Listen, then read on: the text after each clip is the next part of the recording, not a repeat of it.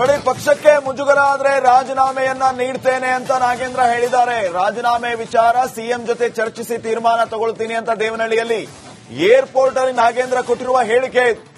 ಇಷ್ಟು ದಿನ ಮೌನಕ್ಕೆ ಶರಣಾಗಿದ್ದಂತಹ ನಾಗೇಂದ್ರ ಈಗ ಮಾತಾಡಿದ್ದಾರೆ.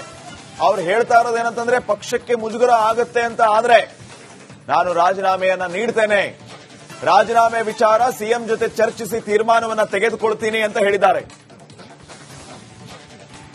ದಲಿತ ಅನ್ನೋ ಕಾರಣಕ್ಕೆ ನನ್ನನ್ನ ಟಾರ್ಗೆಟ್ ಮಾಡಿದ್ದಾರೆ, ಬಿಜೆಪಿಯವರ ಗೊಡ್ಡು ಬೆದರಿಕೆಗೆ ನಾನು ಹೆದರಲ್ಲ ಅಂತ ರಾಜೀನಾಮೆಯ ಬಗ್ಗೆ ಗುಟ್ಟು ಬಿಟ್ಟುಕೊಡದ ನಾಗೇಂದ್ರ ಈ ರೀತಿ ಮಾತಾಡಿದ್ದಾರೆ. ದಲಿತರ ಪರವಾಗಿ ನಾನು ಮುಂಚೆಯಿಂದ ಇದ್ದೀನಿ, ನನ್ನನ್ನ ದಲಿತ ಅಂತ ಟಾರ್ಗೆಟ್ ಮಾಡ್ತಾ ಇದ್ದಾರೆ, ಬಿಜೆಪಿಯವರ ಗೊಡ್ಡು ಬೆದರಿಕೆಗೆ ಹೆದರಲ್ಲ ಅಂತ ಹೇಳಿದ್ದಾರೆ. ಸಿಎಂ ಅವ್ರನ್ನು ಭೇಟಿ ಆಗ್ತೀನಿ, ಪ್ರೆಸ್ ಮೀಟು ಮಾಡ್ತೀನಿ ಅಂತದ್ದು ಯಾವುದಿಲ್ಲ, ಚರ್ಚೆ ಮಾಡ್ಲಿಲ್ಲ. ನಾನು ಸಿಎಂ ಅವ್ರ ಹತ್ರ ಚರ್ಚೆ ಮಾಡ್ಕೊಂಡು ಅವ್ರ ಹತ್ರ ಏನು ಕೂಲಂಕುಷವಾಗಿ ಮಾತಾಡಿಕೊಂಡು ನನ್ನಿಂದ ಪಕ್ಷಕ್ಕೆ ಮುಜುಗರ ಆಗುವಂತ ಸನ್ನಿವೇಶ ಬಂದಾಗ ನನ್ನ ರಾಜೀನಾಮೆ. ಇದೆಲ್ಲ ಒಂದು ಕುತಂತ್ರತನದಿಂದ ಮಾಡುವಂತದ್ದು. ಪಾದಯಾತ್ರೆ ಶುರು ಮಾಡಿ ತಾವು ದಲಿತ ಕಾರ್ಡು ಪ್ಲೇ ಮಾಡಿದ್ರಿ. ದಲಿತನ ಈ ಮನುವಾದಿಗಳ ಹತ್ರ ಜಗಳಾಡಬೇಕಂದ್ರೆ ದಲಿತರ ಪರವಾಗಿ ಇವತ್ತೆಲ್ಲ ಅನಾದಿ ಕಾಲದಿಂದ ಬಂದಿದೆ. ಸಿಎಂ ಅವ್ರನ್ನು ಭೇಟಿ ಆಗ್ತೀನಿ, ಪ್ರೆಸ್ ಮೀಟು ಮಾಡ್ತೀನಿ ಅಂತದ್ದು ಯಾವುದಿಲ್ಲ, ಚರ್ಚೆ ಮಾಡ್ಲಿಲ್ಲ. ನಾನು ಸಿಎಂ ಅವ್ರ ಹತ್ರ ಚರ್ಚೆ ಮಾಡ್ಕೊಂಡು ಅವ್ರ ಹತ್ರ ಏನು ಕೂಲಂಕುಷವಾಗಿ ಮಾತಾಡಿಕೊಂಡು ನನ್ನಿಂದ ಪಕ್ಷಕ್ಕೆ ಮುಜುಗರ ಆಗುವಂತ ಸನ್ನಿವೇಶ ಬಂದಾಗ ನನ್ನ ರಾಜೀನಾಮೆ. ಇದೆಲ್ಲ ಒಂದು ಕುತಂತ್ರತನದಿಂದ ಮಾಡುವಂತದ್ದು. ಪಾದಯಾತ್ರೆ ಶುರು ಮಾಡಿ ತಾವು ದಲಿತ ಕಾರ್ಡು ಪ್ಲೇ ಮಾಡಿದ್ರಿ. ದಲಿತನ ಈ ಮನುವಾದಿಗಳ ಹತ್ರ ಜಗಳಾಡಬೇಕಂದ್ರೆ ದಲಿತರ ಪರವಾಗಿ ಇವತ್ತೆಲ್ಲ ಅನಾದಿ ಕಾಲದಿಂದ ಬಂದಿದೆ. ನನ್ನಿಂದ ಪಕ್ಷಕ್ಕೆ ಮುಜುಗರ ಆಗುವಂತ ಸನ್ನಿವೇಶ ಬಂದಾಗ ನನ್ನ ರಾಜೀನಾಮೆ. ಮುಜುಗರ ಆಗುವಂತ ಸನ್ನಿವೇಶ ಬಂದಾಗ ನನ್ನ ರಾಜೀನಾಮೆ. ನನ್ನಿಂದ ಪಕ್ಷಕ್ಕೆ ಮುಜುಗರ ಆಗುವಂತ ಸನ್ನಿವೇಶ ಬಂದಾಗ ನನ್ನ ರಾಜೀನಾಮೆ. ಇನ್ನಷ್ಟು ಅಪ್ಡೇಟ್ಸ್ ಅನ್ನ ಕೊಡ್ತಾರೆ ನಮ್ಮ ಪ್ರತಿನಿಧಿ ಮಂಜುನಾಥ್. ಈಗ ಫೋನ್ ಸಂಪರ್ಕದಲ್ಲಿ ಮಂಜುನಾಥ್, ನಾಗೇಂದ್ರ ಅವರ ಹೇಳಿಕೆಯನ್ನು ನಾವು ಗಮನಿಸ್ತಾ ಇದ್ವಿ. ರಾಜೀನಾಮೆ ವಿಚಾರದ ಬಗ್ಗೆ ಇನ್ನೂ ಸೀಕ್ರೆಟ್ ಮೇಂಟೈನ್ ಮಾಡ್ತಿದ್ದಾರೆ ಅವರು. ಮುಜುಗರ ಆದ್ರೆ ರಾಜೀನಾಮೆ ಕೊಡ್ತೀನಿ ಹೋಗಿ ಗಮನಿಸಿದಾಗ ರಾಜೀನಾಮೆ ಕೊಡೋ ನಿರ್ಧಾರವನ್ನ ಮಾಡಿದ್ದಾರೆ ಅಂತ ಅನಿಸ್ತಾ, ಅಥವಾ ಯಾರು ಏನಾರ ಮಾಡ್ಕೊಳ್ಳಿ ರಾಜೀನಾಮೆ ಕೊಡಲ್ಲ ಅಂತ ಅನಿಸ್ತಾ? ಪಾಟೀಲ್, ಖಂಡಿತವಾಗಿ ಏನಂತಂದ್ರೆ ಈಗಾಗಲೇ ನಾಗೇಂದ್ರ ಆ ಒಂದು ದೆಹಲಿಗೆ ಹೋಗಿ ಹೈಕಮಾಂಡ್ ನಾಯಕರನ್ನ ಭೇಟಿ ಮಾಡಿ ಈಗ ಕೆಂಪೇಗೌಡ ಅಂತಾರಾಷ್ಟ್ರೀಯ ವಿಮಾನ ನಿಲ್ದಾಣಕ್ಕೆ ಬಂದಿರುವಂತದ್ದು. ಕೆಂಪೇಗೌಡ ಅಂತಾರಾಷ್ಟ್ರೀಯ ವಿಮಾನ ನಿಲ್ದಾಣದ ಸುಮಾರು 3:30ಕ್ಕೆ ಬಂದಂತಹ ನಾಗೇಂದ್ರ ಕಳೆದ ಒಂದು 40 ನಿಮಿಷಗಳಿಂದನೂ ಕೂಡ ವಿಐಪಿ ಲಾಂಜ್ ನಲ್ಲಿ ಕುತ್ಕೊಂಡು ಯಾರೋ ಬಳಿ ಒಂದು ಫೋನ್ ನಲ್ಲಿ ಕೂಡ ಬ್ಯುಸಿ ಆಗಿದ್ರು. ಇದೀಗ ಏರ್ಪೋರ್ಟ್ ನಿಂದ ಹೊರಗಡೆ ಬಂದು ಮಾಧ್ಯಮಗಳಿಗೆ ಒಂದು ಹೇಳಿಕೆಯನ್ನ ಕೊಟ್ಟಿದ್ದಾರೆ.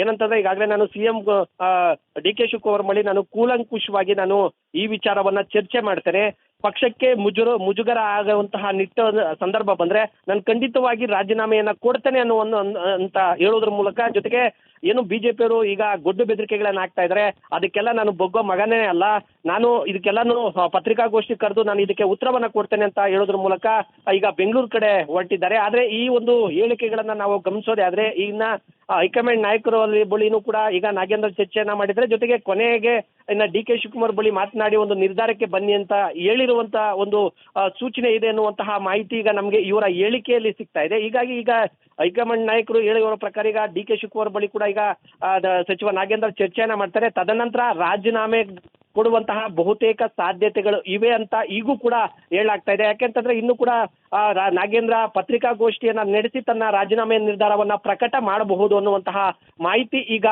ಸಿಗ್ತಾ ಇರುವಂತದ್ದು. ಇದೀಗ ಇವರ ಹೇಳಿಕೆಗಳ ಪ್ರಕಾರ ಡಿ.ಕೆ. ಶಿವಕುಮಾರ್ ಬಳಿ ಫಸ್ಟ್ ಚರ್ಚೆ ಮಾಡಿದ ನಂತರ ಈಗ ಒಂದು ಪತ್ರಿಕಾಗೋಷ್ಠಿಯನ್ನ ಕರೆದು ತದನಂತರ ತನ್ನ ಆ ಒಂದು ಮಾಧ್ಯಮ ಪ್ರಕಟಣೆಯನ್ನ ಹೊರಡಿಸಿ ತನ್ನ ಒಂದು ಏನು ಹೈಕಮಾಂಡ್ ಭೇಟಿ ಇರಬಹುದು, ಜೊತೆಗೆ ರಾಜೀನಾಮೆ ಕೊಡಬೇಕು ಅನ್ನುವಂತಹ ನಿಟ್ಟಿನಲ್ಲಿ ಏನೆಲ್ಲ ಚರ್ಚೆಗಳಾಗ್ತಾ ಇದೆ, ಇದು ಆಮೇಲೆ ನಿರ್ಧಾರವನ್ನ ತೆಗೆದುಕೊಳ್ತಾರೆ ಅನ್ನುವಂತಹ ಮಾಹಿತಿ ಈಗ ಸದ್ಯಕ್ಕೆ ಸಿಗ್ತಾ ಇರತಕ್ಕಂಥದ್ದು. ಪಾಟೀಲ್, ಈಗ ಮಂಜುನಾಥ್ ಇಲ್ಲಿಂದ ಸೀದಾ ಎಲ್ಲಿಗೆ ಡಿ.ಕೆ. ಶಿವಕುಮಾರ್ ಅವ್ರ ಮನೆಗೆ ಹೋಗ್ತಾ ಇದ್ದಾರಾ ಅಥವಾ ಪ್ರೆಸ್ ಮೀಟ್ ಮಾಡೋದಕ್ಕೆ ಹೋಗ್ತಿದಾರಾ? ಏನಾದ್ರು ವಿಚಾರ ಗೊತ್ತಾಯ್ತಾ? ಇವರು ಹೇಳೋ ಪ್ರಕಾರ ಈಗ ಸಿಎಂ ಡಿ.ಕೆ. ಶಿವಕುಮಾರ್ ಬಳಿ ಮೊದಲು ಮಾತನಾಡಿ ತದನಂತರ ಒಂದು ಪತ್ರಿಕಾಗೋಷ್ಠಿ ನಡೆಸ್ತಾರೆ ಅನ್ನುವಂತಹ ಮಾಹಿತಿ ಇದೆ. ಸದ್ಯಕ್ಕೆ ಈಗ ಬೆಂಗಳೂರು ಕಡೆ ಹೊರಟಿದ್ದಾರೆ. ಈಗ ಡಿ ಕೆ ಶಿವಕುಮಾರ್ನ ಭೇಟಿ ಮಾಡ್ತಾರೋ ಅಥವಾ ಮೊದಲೇ ಪತ್ರಿಕಾಗೋಷ್ಠಿ ನಡೆಸ್ತಾರೋ ಅನ್ನುವಂತಹ ಗುಟ್ಟು ಕೂಡ ಇನ್ನೂ ಬಿಟ್ಕೊಟ್ಟಿಲ್ಲ. ಆದ್ರೆ ಇವರ ಹೇಳಿಕೆ ನೋಡೋ ಪ್ರಕಾರ ಎಲ್ಲೋ ಒಂದ್ ಕಡೆ ಸೂಚನೆ ಬಂದಿರಬಹುದು, ಹೈಕಮಾಂಡ್ ನಾಯಕರಿಂದ ಆ ಸೂಚನೆ ಬಂದಿರಬಹುದು ಅನ್ನುವಂತಹ ಮಾಹಿತಿ ಸಿಗ್ತಾ ಇದೆ. ಯಾಕೆಂತಂದ್ರೆ ಆ ಹೇಳಿಕೆಯಲ್ಲೇ ಗಮನಿಸಬಹುದು, ಪಕ್ಷಕ್ಕೆ ಮುಜುಗರ ಆಗುವಂತಹ ಏನಾದ್ರೂ ಸಂದರ್ಭ ಬಂದ್ರೆ ಅನ್ನುವಂತಹ ಹೇಳಿಕೆಯನ್ನ ನಾವು ಗಮನಿಸಿದ್ರೆ ಖಂಡಿತವಾಗಿ ನಾಗೇಂದ್ರ ರಾಜೀನಾಮೆ ಕೊಡಬಹುದು ಅನ್ನುವಂತಹ ಆ ಒಂದು ಮಾತು ಈ ಒಂದು ಹೇಳಿಕೆಯಲ್ಲೇ ಗೊತ್ತಾಗ್ತಾ ಇದೆ ಪಾಟೀಲ್ರೆ. ಓಕೆ, ಥ್ಯಾಂಕ್ ಯು ಮಂಜುನಾಥ್ ಮಾಹಿತಿಗಾಗಿ. ಸರ್, ತಾವು ದಲಿತ ಕಾರ್ಡು ಪ್ಲೇ ಮಾಡಿದ್ರಿ.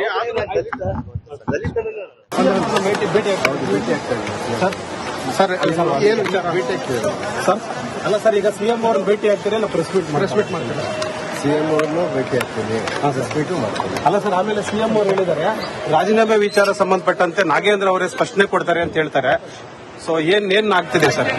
ಅವ್ರನ್ನ ಚರ್ಚೆ ಮಾಡಲಿಲ್ಲ. ನಾನು ಸಿಎಂ ಅವ್ರ ಹತ್ರ ಚರ್ಚೆ ಮಾಡಿಕೊಂಡು ಅವ್ರ ಹತ್ರ ಏನ್ ಕೂಲಂಕುಷವಾಗಿ ಮಾತಾಡಿಕೊಂಡು ನನ್ನಿಂದ ಪಕ್ಷಕ್ಕೆ ಮುಜುಗರ ಆಗುವಂತ ಸನ್ನಿವೇಶದಲ್ಲಿ ನಾನು ಸರ್, ಅಂದ್ರೆ ಈಗ ಬಿಜೆಪಿ ಅವರು ಯಾಕೆ ಸರ್ ಈ ರೀತಿ ನಿಮ್ಮ ಮೇಲೆ ಟಾರ್ಗೆಟ್ ಮಾತಾಡಬೇಕಂದ್ರೆ ದಲಿತರ ಪರವಾಗಿ ಇವತ್ತೆಲ್ಲ ಅನಾದಿ ಕಾಲದಿಂದ ಬಂದಿದೆ.